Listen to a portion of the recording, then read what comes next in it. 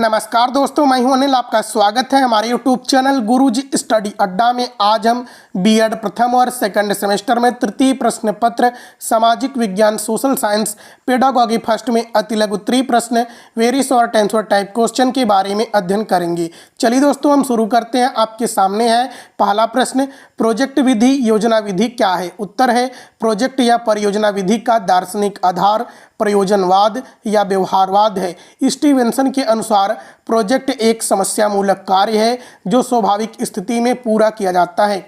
देखिए दोस्तों, जब हम किसी वास्तविक समस्या का समाधान करते हैं तब हम उस समस्या का एक प्रतिरूप बनाते हैं, मॉडल बनाते हैं, प्रोजेक्ट बनाते हैं, तब फिर उसके बाद हम उस समस्या का समाधान करते हैं। इसे ही प्रोजेक्ट विधि कहते हैं।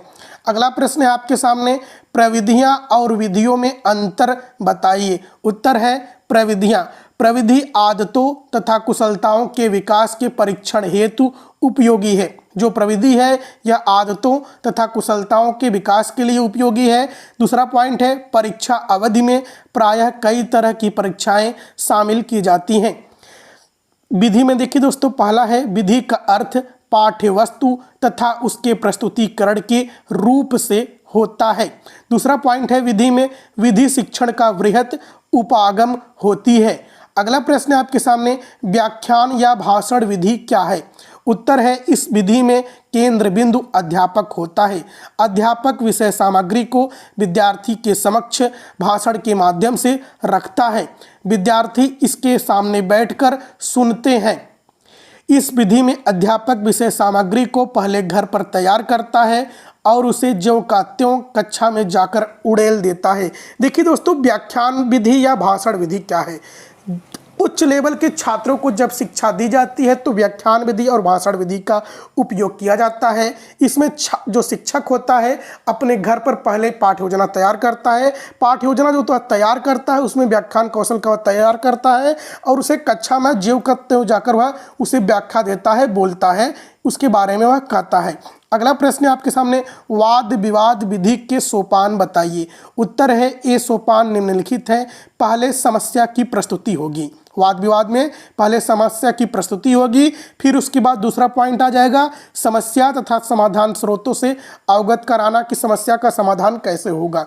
तीसरा पॉइंट होगा विद्यार्थियों के द्वारा वाद विवाद से पूर्व की जाने वाली तैयारी। जो समस्या तो पहले आपको बता दी जाएंगी तो विद्यार्थी फिर उस वाद विवाद के पूर्व अपनी तैयारी कर लेंगे। फिर चौथा पॉइंट आ जाएगा वाद विवाद का संचालन। फिर वाद विवाद का संचालन होगा, फिर वाद विवाद के बाद के कार्य जो होंगे वो किया जाएगा और अंत में मूल्यांकन किया जाएगा। अगला प्रश्न है आपके सामने, परियोजना के प्रकार बताइए। उत्तर है परियोजना के प्रकार निम्नलिखित है। पहला है निर्माण संबंधी योजना, दूसरा है उपभोक्ता योजना, तीसरा है शल्य कार्य संबंधी योजना, चौथा है समस्यात्मक योजना, पांचवा है पहचान संबंधी योजना, छठवां है संग्रह संबंधी योजना, सातवां है निरीक्षण संबंधी योजना। अगला प्रश्न है आपके सामने, सामाजिक अध्ययन में स्रोत विधि क्या है? उत्तर है यह विधि कोई नवीन विधि नहीं है बल्कि निरीक्षण विधि से मिलती जुलती है। यह विधि भी इस धारणा से बनी है कि सुनने या पढ़ने की अपेक्षा अच्छा एवं अस्थायी ज्ञान देखने से ज्ञात होता है, अर्थात प्रत्यक्ष अनुभव से अधिक सीखा जाता है। इस विधि के अंतर्गत ज्ञान की प्राप्ति मूल स्रोतों के माध्यम से की जाती है। देखिए दोस्तों, यह विधि जो होती है यह भी प्रत्यक्ष अनुभव के द्वारा सीखा जाता है और इसमें ज्ञान की प्राप्ति मूल स्रोतों के माध्यम से की जाती है। अगला प्रश्न आपके सामने, प्रयोजना विधि के प्रमुख सिद्धांत क्या है? उत्तर है प्रयोजना विधि के सिद्धांत। पहला है क्रियाशीलता का सिद्धांत, दूसरा है उपयोगिता का सिद्धांत, तीसरा है स्वतंत्रता का सिद्धांत, चौथा है सामाजिक विकास का सिद्धांत, पांचवा है सौउद्देश्यता का सिद्धांत, छठवां है वास्तविकता का सिद्धांत। अगला प्रश्न आपके सामने, सामाजिक विज्ञान शिक्षण की युक्तियां कौन कौन सी हैं? उत्तर है शिक्षण को लक्ष्य केंद्रित व सार्थक बनाने की दिशा में शिक्षण की व्यूह रचनाओं का विशेष योगदान है, जो दो प्रकार की होती हैं। प्रभुत्ववादी शिक्षण व्यूह रचना, दूसरा है प्रजातांत्रिक शिक्षण व्यूह रचना। अगला प्रश्न है बाल समिति क्या है? उत्तर है बाल समिति अन्य प्रकार की समितियों का निर्माण विद्यालयों को प्रजातांत्रिक आधार पर चलाने के लिए किया जाता है। बाल समिति छात्रों के हितों की रक्षा करती है। इस समिति के सदस्यों का चुनाव छात्र करते हैं, जिसका उद्देश्य विद्यालय के विभिन्न अंगों में एकता तथा समन्वय लाना है। अगला प्रश्न है शिक्षक के प्रमुख कार्य बताइए। उत्तर है शिक्षक विद्यालय का एक मुख्य अंग है, अतः विद्यालय में शिक्षक के कार्य निम्नलिखित हैं। पहला है छात्रों के बारे में जानकारी रखकर उनकी व्यक्तिगत व सामाजिक समस्याओं के समाधान में मदद करना। दोस्तों, शिक्षक का पहली मुख्य उद्देश्य होना चाहिए कि उसे छात्र के बारे में पूर्ण जानकारी हो और उसके सामाजिक समस्याओं के समाधान करने के लिए शिक्षक महत्वपूर्ण होता है। दूसरा पॉइंट है छात्रों को समय से निरीक्षण करना और सुझाव देना। छात्र को समय से पहले उसका निरीक्षण करना, उसे उचित सुझाव, निर्देशन, परामर्श देना। तीसरा पॉइंट है छात्रों में अनुशासित होने की प्रवृत्ति विकसित करना। जो शिक्षक होता है, शिक्षक ही छात्र को अनुशासन में रहने की प्रवृत्ति को विकसित करता है। अगला प्रश्न है निबंधात्मक परीक्षाओं के दोष लिखिए। उत्तर है निबंधात्मक परीक्षाओं के निम्नलिखित दोष सीमाएं होती हैं। पहला है रटने पर बल। जो निबंधात्मक परीक्षाएं होती हैं इसमें रटने पर जोर दिया जाता है। दूसरा पॉइंट है अंकन में आत्मनिष्ठा। तीसरा पॉइंट है विश्वसनीयता की कमी, वैधता की कमी, मूल्यांकन में कठिनाई। अगला प्रश्न है प्रश्नों के प्रकार बताइए। उत्तर है प्रश्नों के निम्न प्रकार हैं। निबंधात्मक प्रश्न, भाषा एवं शैली की दृष्टि से इस प्रश्नों का विशेष महत्व होता है। प्रश्नों के उत्तर विस्तृत रूप में देने पड़ते हैं। निबंधात्मक प्रश्न में जो प्रश्नों के उत्तर होते हैं यह विस्तृत रूप में देने होते हैं। दूसरा है वस्तुनिष्ठ प्रश्न। वस्तुनिष्ठ प्रश्न का उत्तर सीमित क्षणों में दिया जा सकता है। इस प्रश्नों के अनेक रूप हैं। सत्य या असत्य प्रश्न, बहुविकल्पी प्रश्न, मल्टीपल चॉइस क्वेश्चन, MCQ। अगला पॉइंट है मिलान प्रश्न, जिसमें वस्तुनिष्ठ प्रश्नों के दो स्तंभों से सही जोड़े बनाने पड़ते हैं। देखिए दोस्तों, मिलान प्रश्न में ऐसे ऐसे प्रश्न दिए होते हैं, आपको सही मिलान करना होता है। पहला का तीसरा, दूसरा का चौथा, दूसरा का दूसरा, ऐसा जो स्तंभ वाले प्रश्न होते हैं ये भी वस्तुनिष्ठ प्रश्न होते हैं। अगला प्रश्न है क्षेत्र भ्रमण या पर्यटन का शिक्षण की दृष्टि से क्या महत्व है।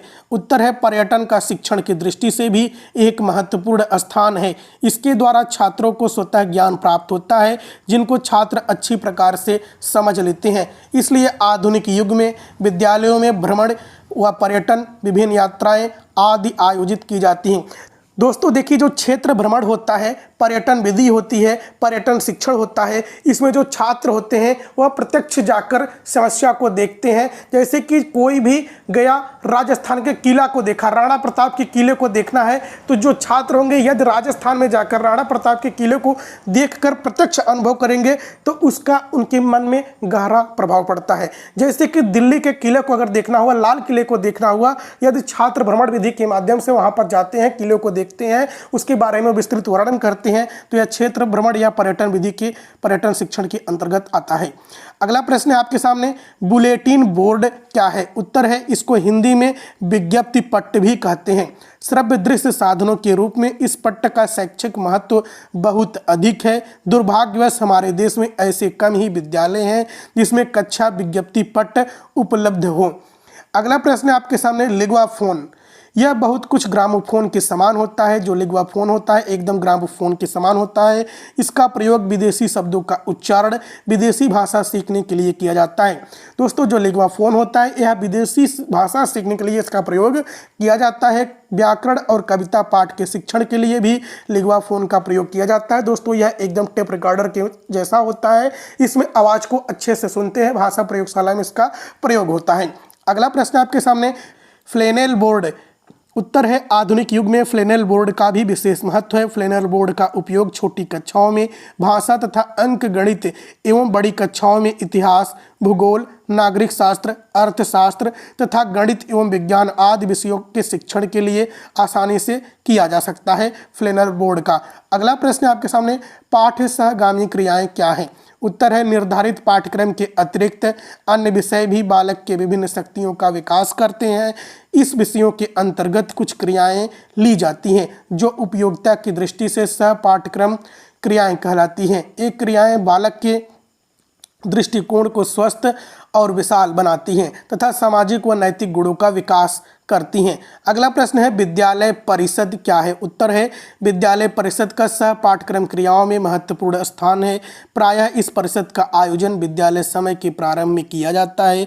अच्छे विद्यालय में प्रतिदिन छात्रों को एक निश्चित स्थान पर एकत्रित किया जाता है जहां उन्हें विभिन्न उपयोगी आदेश निर्देश दिए जाते हैं। दोस्तों, जो विद्यालय परिषद में ही छात्रों को प्रतिदिन यानी कि प्रार्थना सभा में एक स्थान पर एकत्रित किया जाता है, उन्हें विभिन्न आदेश निर्देश, सामाजिकता, असामाजिक सभी बातों से उन्हें अवगत कराया जाता है।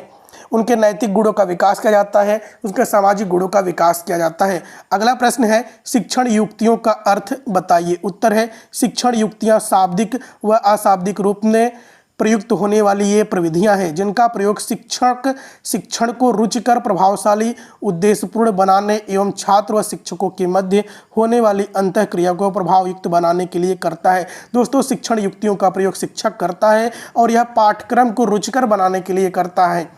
अगला प्रश्न है पाठचर्या क्या है? उत्तर है पाठचर्या कलाकार के हाथ में वह यंत्र है जिससे वह अपनी वस्तु को अपने कला कक्ष में आदर्शों के अनुसार बनाता है।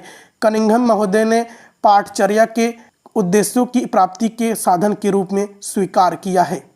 तो दोस्तों, यदि आप हमारे चैनल पर पहली बार आए हैं तो चैनल को सब्सक्राइब कर लीजिएगा, बेल आइकन प्रेस कर दीजिएगा, वीडियो को लाइक शेयर कर दीजिएगा।